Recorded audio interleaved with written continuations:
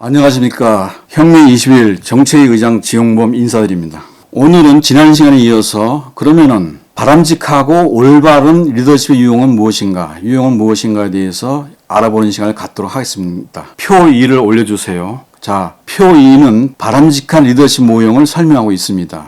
자, 표 2를 설명을 간단하게 말씀드리면은 리더는 지도자는 5가지 권력을 갖고 있는데 하나는 보상 권력, 리워드 파워라고 하고요. 그 다음에 강제 권력, 코얼시브 파워, 그 다음에 세 번째 합법적 권력, 레지티미트 파워, 네 번째 중도 권력, 레퍼런트 파워 또는 카리스마 파워라고 하기도 합니다. 전문가 권력, 엑스퍼트 파워입니다. 그래서 이 리더가 자기가 갖고 있는 권력 수준이 리더마다 천차만별이겠죠. 하지만 리더가 이 5가지에 입각해서 권력을 행사하는 것이 리더십이 되겠는데, 그때 나타나는 리더십 유형이 보면은 과업지향적인 게 있고, 그 다음에 인간관계 관련 행동이 있습니다. 그래서 과업 관련 행동이라고 하는 것은 전 시간에 말씀드린 직무지향적인 그런 행동이 되겠고요. 리더십 유형이 되겠고요. 인간관계 관련 행동이라는 것은 종업원 중심, 구성원 중심의 행동이 되겠습니다. 그래서 리더는 5가지 권력을 가지고 리더십을 행사하고, 그 행사하는 유형은 과업, 직무와 인간관계 2가지로 나타나고 있고요. 그 다음에 조직 구성원의 성숙도는 업무를 수행하는, 과업을 수행하는 능력이 있어야 되겠죠. 그 다음에 또 하나는 뭡니까? 일을 하고 싶어하는 자발적인 동기가 있어야 되겠죠. 그래서 이 2가지에 따라서 나타나는 조직 구성원이 자기가 모시고 있는 상사, 리더에 대해서 기대하는 리더십 기대 유형이 있어요. 그것 또한 역시 가업에 대해서 내가 업무를 잘 모르니까, 내가 전문성이 부족하니까 내 윗사람이 나한테 지도 좀 했으면 좋겠다라는 유형이 있을 수 있고, 그 다음에 나는 업무적인 거는 됐으니까 나한테 내가 일하는 것에 대해서 보상이라든지 나하고 투웨이 커뮤니케이션이라든지 동기부여라든지 업무를 몰입할 수 있게끔 어떤 분위기를 만들어준다든지 칭찬해준다든지 이런 거에 대한 인간 관련 행동을 더 기대하는 구성원들이 있습니다. 그래서 리더도 5가지 권력이 입각해서 천차만별이고, 그 다음에 조직 구성원 성숙도도 능력이라고 하는 게 천차만별이고, 동기부여가 돼 있는 사람, 안 돼 있는 사람 하다 보니까 여러 천차만별의 구성원이 있겠죠. 그러면 양자가 만났을 때 차이가 많을 수밖에 없을 듯 하지만, 리더가 구성원에 맞는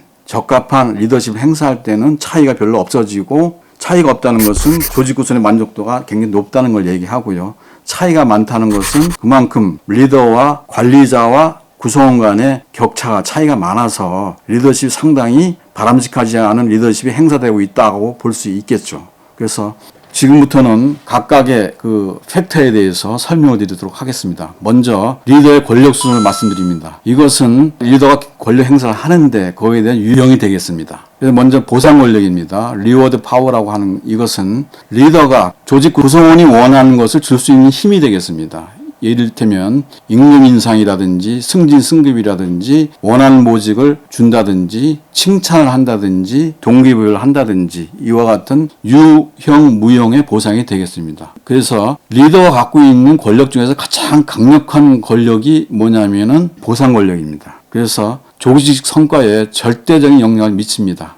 그러나 한계점은 조직 규정에 따라야 된다는 그런 한계점을 갖고 있죠. 그 다음에 강제 권력이라 하는 것은 코얼시브 파워가 되겠는데, 다른 말로 처벌 권력, 퍼니시먼트 파워라고도 합니다. 이것은 리더가, 관리자가 직원을, 구성원을 징계하는 힘이 되겠는데, 이를테면 해고를 시킨다든지 전보를 시킨다든지 감봉을 시킨다든지 하는 것이 되겠습니다. 그 다음에 합법적 권력이라고 하는 것은 레지티미트 파워라고 할 수 있는데, 이것은 조직에서 관리자 또는 리더에게 공식적이고 비공식적으로 부여한 힘이 되겠습니다. 그래서 리더가 구성원에게 업무 지시를 하고 할당하는 힘이 되겠고요. 이때는 반드시 조직 구성원이 인정해야 할 때 효력을 발생할 수 있다는 것입니다.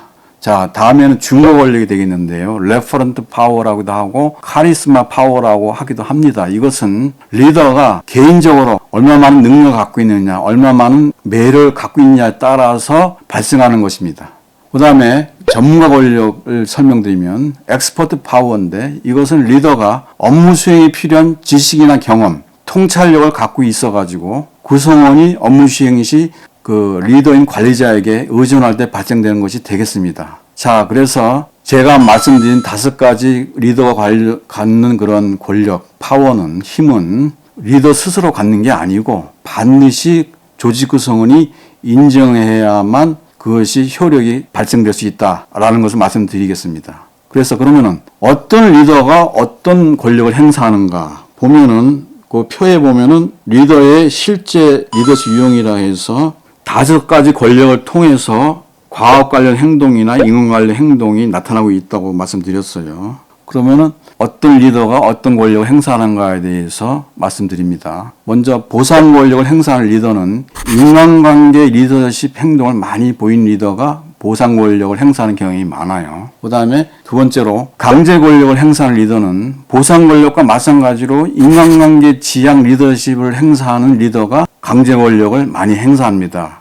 우리가 어떻게 생각하면은 직무지향적인 리더가 강제 권력 행사를 많이 할 것 같은데 그렇지 않고요. 보상 권력을 행사하는 리더가 강제 권력도 행사하는 경향이 많고 이들은 직무보다는 인간관계 지향 리더십 행사가 리더십을 잘하는 리더가 되겠습니다. 그 다음에 합법적 권력 행사할 리더는 행사 리더가 합법적 권력을 많이 행사하죠. 그래서 직무를 중시하는 리더가 합법적인 권력 행사를 많이 행사하는 것이 되겠습니다. 그 다음에 중고 권력 행사하는 리더라고 하는 것은 중고 권력을 가진, 다른 말로 얘기하면 카리스마를 가진 리더가 인간관계 지향 리더십을 행사하는 경향이 많다는 것입니다. 그 다음에 전문가 권력 행사 리더는 전문가 권력이 강한 리더는 과업 지향 리더십 행사하는 경우가 많다는 것입니다. 그래서 요약을 할 것 같으면은 5가지 권력 행사하는 리더십을 봤는데 인간관계 지향의 리더, 구성원 중심의 리더십 행사하는 리더는 보상 권력과 강제 권력을 행사하는 경향이 많고 중고 권력을 행사하는 경우가 많습니다. 그 다음에 과업 지향 리더는 직무 중심 리더는 합법적인 권력, 그러니까 권한을 행사하고 그 다음에 전문가 권력을 보유하는 그리고 전문가 권력을 행사하는 경향이 많습니다. 그래서 리더십을 행사하는 리더가 3가지 경우, 그 다음에 과업 지향 리더십을 행사하는 리더가 2가지 경우로 나타났습니다. 자, 여기서 시사점 있는 얘기를 하나 하겠습니다. 문 대통령 리더십을 한번 보겠습니다. 5가지 권력이 입각해서. 자, 보상 권력이라고 하면 뭐라고 그랬습니까? 구성원에게 어떤 보상을 하는 권력이라고 했죠. 그러니까 문 대통령은 국정 지도자고 구성원에게는 누구겠습니까? 우리 국민이 되겠죠. 그래서 이 문 대통령이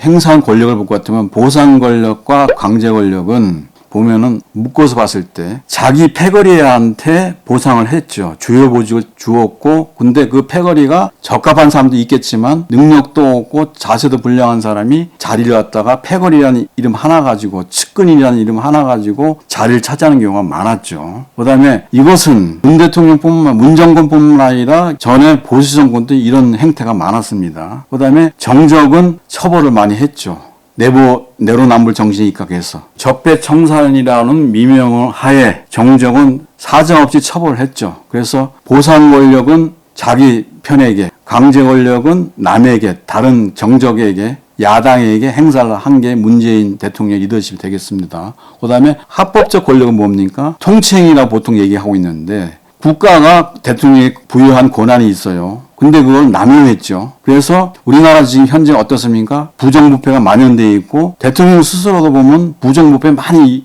연루되어 있어요. 그 다음에 불공정하고 그 다음에 차별이 심한 사회가 됐고 그 다음에 정의가 사라졌어요. 그 다음에 친북 친중 정책을 쓰다 보니까 반미 반일이 자동으로 됐어요. 그래서 합법적인 권력 측면에서는 통치행위라는 미명하에 권력이 남용됐죠. 그 다음에 중고 권력은 어떻습니까? 카리스마 권력이라고 하는데 문바를 양상했죠. 묻지마 지지층이 일부가 있습니다. 그 다음에 5번째는 전문가 권력은 어떻습니까? 전문적인 건 정책을 경제, 사회 정책을 잘 실행했습니까? 아니죠. 소득주도 성장이라고 해서 엄청나게 잘못된 경제 정책을 실행해가지고 많은 실업자를 양산했죠. 그렇지 않습니까? 그 다음에 부동산 정책은 어떻습니까? 비전문가에게 맡겨두는 바람에 실제로는 공급 증대, 그 다음에 수요 억제책, 수요와 공급에 입각한 정책만 형식적으로 펴다 보니까 투기꾼들한테 어떤 투기의 장이 돼버렸죠. 그래서 부익부, 빈익빈의 소득 격차가 소득 상위하고 하위 격차를 갈수록 벌리는, 그것도 자본소득에 의해서요. 그게 부동산, 주식이 되겠습니다만은 이렇게 됐죠. 그러다 보니까 이 5가지 권력을 다 평가해 봤을 때 문재인이라는 사람의 리더십이라고 하는 것은 국민을 위한 리더십이 아니고 국민을 불행하게 하는 리더십이었다라고 말씀드릴 수 있겠어요.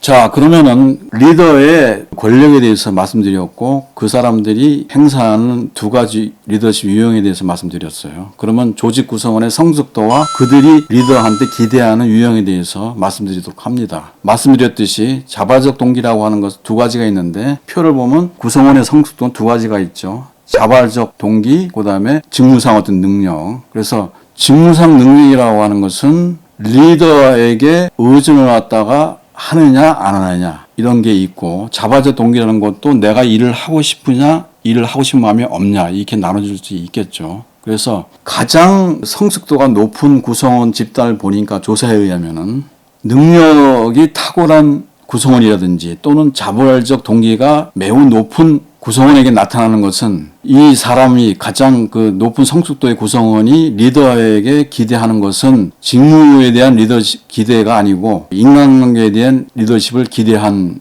것으로 나타나고 있습니다. 그래서 조직 구성원의 리더에게 바라는 리더십의 기대 유형은 성숙도에 따라서 다른데, 첫 번째로 자발적 동기가 높은 구성원일수록 과업 관련 리더십보다는 인간관계 리더십에 대한 기대가 크게 나타났습니다. 그래서 인간적인 대우, 내가 일을 열심히 하고 잘하는 것에 대해서 조직이 대우해 주기를 바라고, 또 자기가 같이 근무하는 이 사람과 대화를 하는 것을 상당히 선호하는 것으로 나타났습니다. 2번째로는 능력이, 역량이 출중한 조직 구성원일수록 리더의 과업 관련 리더십에 대한 기대 수준이 낮았다. 이게 당연한 거겠죠. 내가 일에 대한 능력이 탁월한데 굳이 리더한테, 상사에게 의존할 필요는 없겠죠. 그래서 결론을 얘기할 것 같으면은, 그러니까 조직 구성원의 만족도를 높이기 위해서는 조직 구성원이 기대하는 적절한 권력을 리더가 갖춰야 하고요. 그것은 직무 능력과 인간관계 능력이 있겠죠. 이를 구성원 특성, 성숙도에 따라서 차별적으로 행사해야 그것이 되겠죠.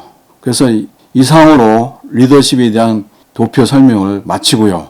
지금 제가 결론 내리기를, 구성원에 대해서 리더가 구성원의 특성에 따라서, 구성원의 성숙도에 따라서 권력을 차별적으로 행사해야 된다고 말씀을 드렸는데, 구체적으로 보면 표 3을 올려주십시오. 표 3을 보면은 조직 구성원의 성숙 수준에 따라, 성숙도에 따라서 적합한 리더 행동 유형이 나타나고 있습니다. 그래서 설명을 드리면은, 구성원이 성숙도가 낮은 경우, 그러니까 책임을 맡을 능력도 부족하고 자발성도 없는 구성원에 대해서는 그 리더가 어떤 리더십을 발휘해야 되냐면은 지시적으로 해야 된다. 그래서 업무에 대해서 잘 알려주고 가르쳐주고, 그 다음에 그 대신에 어떤 인간관계성 어떤 행동은 가능한 지향하는 게 좋겠다. 그래서 이때는 일방적으로 리더가 구성원에게 의사소통을 하고 리더 중심으로 이렇게 이끌어가는 게 바람직하겠다는 얘기가 되겠고요. 비교적 낮은 성숙 수준의 구성원인 경우는 능력은 없는데 자발성과 자신감이 있는 경우,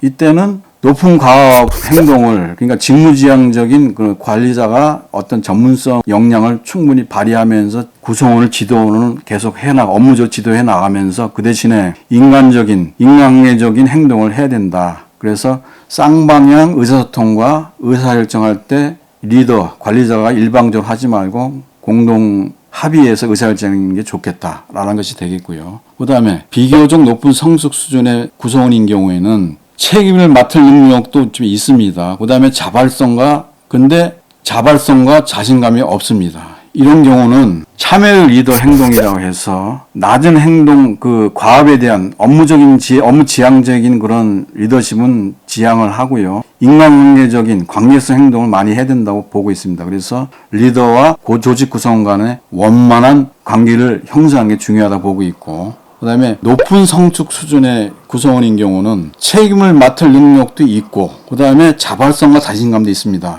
최고의 구성원이 되겠죠. 이때는 리더가 할 수 있는 거로는 업무적으로 지도할 필요도 없고 직무지향적일 필요도 없고 또 굳이 투웨이 커뮤니케이션 할 필요도 없고요. 그냥 구성원에게 그냥 맡겨두는 위항적인 행동을 하는 리더십이 필요하다고 볼 수 있겠습니다. 그래서 요약해서 말씀드리면 성숙 수준이 낮을 때는 과업 지향 리더십을 발휘하다가 성숙 수준이 좀 향상될 때 과업 지향 리더십을 줄이고 인간관계 리더십을 높이다가 그 다음에 성숙 수준이 높아졌을 때는 과업 지향 그 다음에 인간관계 지향 리더십을 다 줄이는 리더가 구성원에게 모든 걸 맡기는 위항적인 그런 리더십이 필요하다 이렇게 볼 수 있겠습니다. 지금까지 제가 리더십의 유효성을 높이기 위해서는 조직 구성원이 기대하는 적절한 권력을 갖춰야 하고 능력이라고 하는 것은 직무 역량, 그 다음에 인간관계 역량이 되겠습니다. 이를 구성원의 성숙도, 특성에 따라서 차별적으로 행사해야 된다고 말씀드렸습니다. 자, 표 4를 올려주세요. 자, 표 4에서는 자전거가 나와 있죠. 리더십에 필요한 능력이 되겠습니다. 이것은 뒷바퀴가 직무 중심의 과업 관련 능력이고요. 앞바퀴가 조직 구성원 중심의 인간관계 관련 능력이 되겠습니다. 그래서 과업 관련 능력, 직무 중심의 능력이라는 건 뭡니까? 리더가 전문적 역량을 발휘하고 구성원의 업무 능력 향상이라든지 직무 수행, 그 다음에 직무 완결, 그 다음에 시간 관리, 목표 달성에 중점을 두고 있고요. 그 다음에 일방적인 소통하는 경우가 많죠. 그 다음에 인간관계 관련 능력이라는 것은 조직 구성원 중심의 능력이 되겠는데 이것은 보상, 그러니까 물질적 보상이라고 하는 것은 급여, 보너스, 인센티브, 승진, 승급 이런 것이 되겠고 정신적인 건 뭡니까? 칭찬, 동기부여, 원하는 모직 주는 거, 투웨이 커뮤니케이션 하는 거 이런 것이 되겠습니다. 쌍방의 의사소통하는 거. 그러다 보니까 이런 유무형 보상을 주로 권력을 행사하는 그런 인간관계 능력이 되겠는데 이것이 어느 하나만 있으면은 앞으로 굴러가지 않겠죠. 이 양쪽 다 가져야 됩니다. 그래서 리더십은 직무 중심 또는 구성원 중심 리더십을 동시에 그 능력을 다 가지고 있어야만 자전거가 앞으로 갈 수 있기 때문에 이것은 한 가지에만 치우친 능력을 지도자가 가졌을 때 또는 관리자, 리더 가졌을 때는 조직의 생산성 높이는 데는 상당히 문제가 많다. 그래서 리더는 두 가지 능력을 다 갖춰야만 조직 생산성에 기여를 할 수 있고 조직 목표를 달성할 수 있는 중요한 요소가 되겠다라는 말씀을 드릴 수 있겠고요. 자, 몇 말씀드리고 마치겠습니다. 두 번의 2회에 걸친 그런 리더십 강연 어떻게 보셨는지요? 우리나라는 지금 정치, 경제, 사회, 안보 전반에 걸쳐 극심한 변화 속에 살고 있습니다. 총체적인 난국이라고 말씀드렸습니다. 그 이유는 리더십 부재에서 그 원인이라고 보고 있습니다. 이 와중에 20대 대통령 선거를 앞두고 있습니다. 그래서 이번에는 국정 리더십을 갖춘 대통령을 선택하는 것은 당연한 것이 되겠습니다. 또한 이번 대선은 좌우 수국 기득권 대표와 서민 계층 대표 간의 대결이 되겠습니다. 그래서 진보 좌파와 보수 우파 간의 대결이 아닙니다. 그래서 다수 국민을 차지하는 서민을 위한 국정 리더십을 갖춘 진정한 서민 대통령을 뽑아야 되지 않겠습니까? 그렇지 않고 또 기득권 대표인 1, 2번을 어떤 이유 위해서든지 국민 여러분께서 다시 선택한다면 이미 사라진 공정, 사라진 기회균등, 사라진 정의를 다시는 되찾을 수 없을 것입니다. 따라서 우리나라 정치, 경제, 사회, 안보 현실에 맞는 서민 포퓰리즘 15조를 제시했고 이를 실행할 수 있는 대선 후보 가운데서 유일하게 국정 리더십을 갖춘 서민 대통령 후보인 황장수 후보를 선택해서 누구나 꿈꿀 수 있는 행복한 세상을 만들어 보시지 않겠습니까? 국민 여러분, 시청해 주셔서 감사합니다.